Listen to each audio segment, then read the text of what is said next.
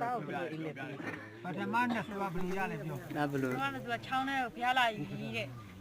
ကျွန်တော်သားလည်းပုံမှန်တိုင်းပဲရှင်ပြီးတော့တိုင်းမဲ့ထားရတယ်ကျွန်တော်တော့မင်းတော့ဒါပြပြရတယ်နောက်လည်းကြာတာပစုံကဆန်းတာ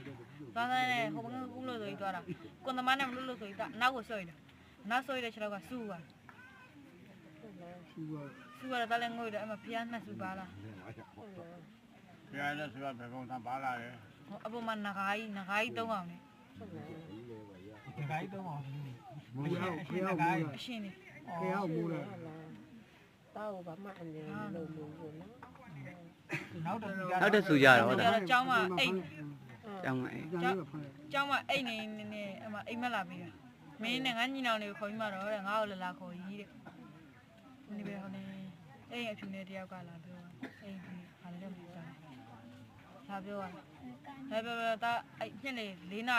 ရီခွဲလာကြတာသွားပင်နေတယ်ဒီကတော့အများကြီးပဲဒါမှမဟုတ်ငါ့ကိုတော့ပင်နေတယ်ရေရကြီးတာအဲ့ညာမှာဆိုတော့တာတိနေတာလားဒီတိုင်းမငေါ့ရတာဒီတိုင်းမငေါ့လိုက်တာဒီတိုင်းမငေါ့လိုက်တော့ပါရဖို့ရနေ